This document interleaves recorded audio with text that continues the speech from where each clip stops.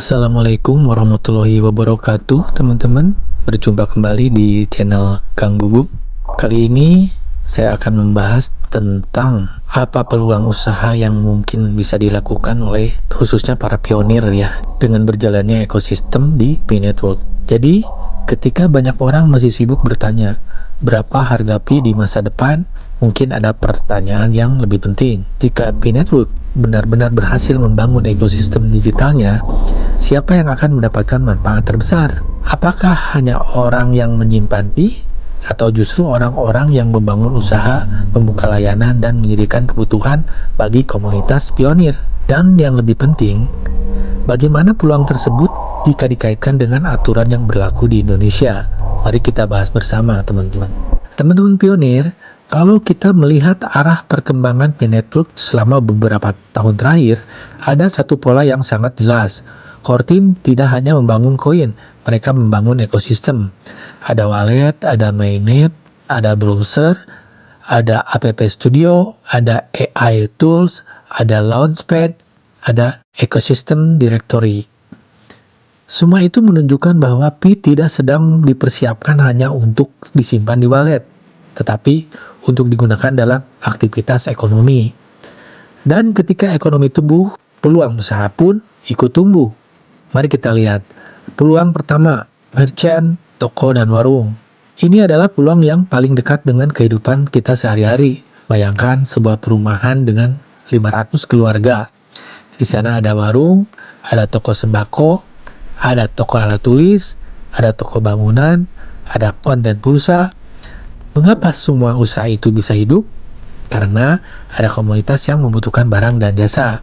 Nah, Pi Network juga sebenarnya sedang membangun komunitas, bahkan komunitasnya berskala global, teman-teman. Jika suatu hari komunitas pionir semakin aktif melakukan transaksi dan aktivitas ekonomi, maka merchant akan menjadi bagian yang sangat penting. Merchant tidak selalu berarti supermarket besar, bisa berupa warung kelontong, toko pakaian, toko elektronik, toko pertanian, toko aksesoris, bahkan UMKM rumahan, teman-teman. Karena dalam ekonomi apapun selalu dibutuhkan tempat untuk memenuhi kebutuhan masyarakat. Peluang yang kedua yaitu usaha kuliner. Mari kita jujur, di mana ada komunitas, di situ selalu ada kebutuhan makan dan minum, seperti warung kopi, kedai makan, bakso, mie ayam, catering, jajanan rumah. Jadi, jika suatu hari komunitas pionir di suatu daerah semakin aktif mengadakan pertemuan, catering, atau kegiatan komunitas, usaha kuliner bisa menjadi salah satu sektor yang ikut berkembang. Karena ekonomi tidak hanya hidup di dunia digital, tetapi juga di dunia nyata, teman-teman. Peluang ketiga yaitu usaha jasa. Inilah peluang yang sering diremehkan, padahal justru sangat besar. Karena tidak semua orang membutuhkan barang, tapi hampir semua orang membutuhkan jasa. Misalkan, jasa desain grafis, jasa editing video, jasa fotografi, jasa penerjemahan, jasa penulisan, jasa digital marketing, jasa pembuatan website, dan jasa pembuatan aplikasi. Semakin besar ekosistem Pi, semakin banyak kebutuhan terhadap jasa-jasa tersebut, teman-teman. Peluang keempat, jasa teknologi dan AI. Melihat arah terbaru Pi dengan app studio dan AI tools, peluang ini semakin menarik, teman-teman. Bayangkan ada ribuan orang yang ingin membuat aplikasi, tetapi tidak tahu caranya, maka akan muncul kebutuhan konsultan AI, pembuatan chatbot, pembuatan aplikasi sederhana, pelatihan app studio, dan lain-lain. Persis seperti dulu ketika internet mulai berkembang dan banyak orang membutuhkan jasa pembuatan website. Peluang kelima, marketplace dan perantara transaksi. Salah satu hal yang selalu dibutuhkan dalam ekonomi adalah tempat bertemunya penjual dan pembeli. Disinilah marketplace berperan. Bisa berupa marketplace produk UMKM, marketplace jasa, marketplace digital, marketplace komunitas lokal. Semakin besar komunitas pionir, semakin besar kebutuhan untuk mempertemukan penjual dan pembeli. Peluang keenam, edukasi dan konten. Lihat saja saat ini masih banyak pionir yang bertanya tentang KYC, mainnet, utility, launchpad, app studio, blockchain. Artinya, kebutuhan edukasi masih sangat besar. Maka, Peluang muncul bagi YouTuber, blogger, trainer, penulis, pembicara komunitas, dan lain-lain. Karena pengetahuan juga merupakan produk yang memiliki nilai ekonomi, teman-teman. Tapi bagaimana dengan regulasi Indonesia? Nah, ini bagian yang sangat penting. Di Indonesia, rupiah tetap menjadi alat pembayaran yang sah. Karena itu, setiap pionir perlu memahami dan menghormati aturan yang berlaku. Artinya, ketika membangun usaha, fokus utamanya jangan hanya berpikir bagaimana saya menerima fee, tetapi juga berpikir bagaimana saya menciptakan nilai dalam ekosistem yang sedang tumbuh. Karena inti dari ekonomi adalah nilai, bukan sekedar alat tukarnya. Lihat internet. Internet berkembang bukan karena orang memperdebatkan alat pembayarannya, tetapi karena orang membangun toko, membangun jasa, membangun aplikasi, membangun solusi, teman-teman. P-Network kemungkinan juga akan bergerak ke arah yang sama. Analogi yang mudah dipahami. Bayangkan, P-Network seperti sebuah kota baru yang sedang dibangun. Hari ini jalan-jalan sudah mulai dibuat, lampu jalannya mulai dipasang, pasarnya mulai dibangun, penduduknya mulai berdatangan. Nah, siapa yang biasanya paling diuntungkan ketika sebuah kota mulai berkembang? Bukan hanya orang yang memiliki uang, tetapi juga pemilik warung, pemilik toko, pemilik restoran, penyedia jasa, pengusaha lokal, dan pengembang usaha, dan lain-lainnya, teman-teman. Karena mereka menjadikan kebutuhan masyarakat, dan masyarakat selalu membutuhkan barang dan jasa tersebut, teman-teman. Jadi, jika melihat arah perkembangan P-Network hari ini, saya melihat peluang yang jauh lebih luas daripada sekedar menunggu harga naik.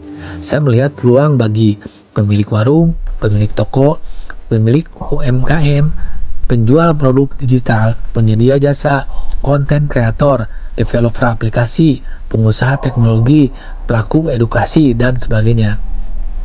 Karena jika P-Network berhasil membangun ekosistem yang aktif, maka akan tumbuh bukan hanya nilai asetnya, tetapi juga peluang usaha di sekitarnya. Dan bisa jadi beberapa tahun dari sekarang, kisah sukses terbesar di komunitas pionir bukan datang dari orang yang paling banyak menyimpan pi, melainkan dari mereka yang paling cepat melihat peluang dan mulai membangun usaha sejak hari ini. Sekarang kita bahas lagi, yaitu tentang regulasi di Indonesia saat ini. Menurut saya, pionir dan merchant perlu membedakan antara pi sebagai aset digital dan rupiah sebagai alat pembayaran yang sah. Karena menurut aturan yang berlaku saat ini, transaksi pembayaran di Indonesia tetap menggunakan rupiah.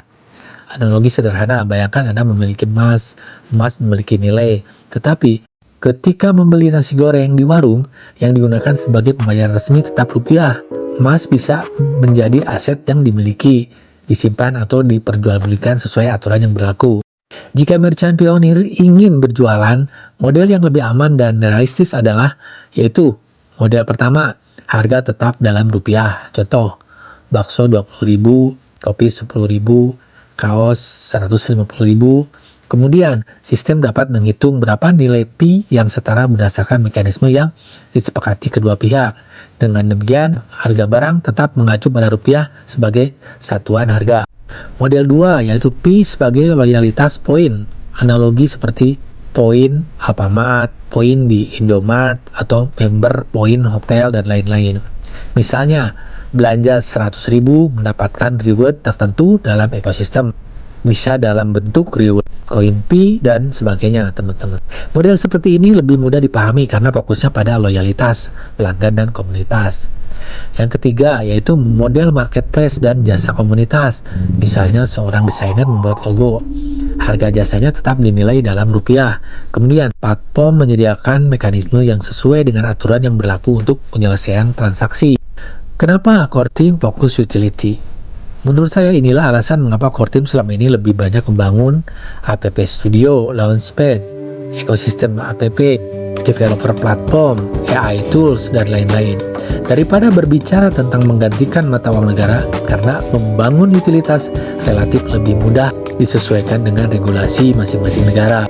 Peluang besar untuk merchant. Jadi jika suatu hari komunitas pionir di Indonesia semakin besar, maka merchant bisa memanfaatkan pi untuk menarik pelanggan komunitas, program loyalitas, promosi khusus komunitas, marketplace komunitas, membership, reward pengguna.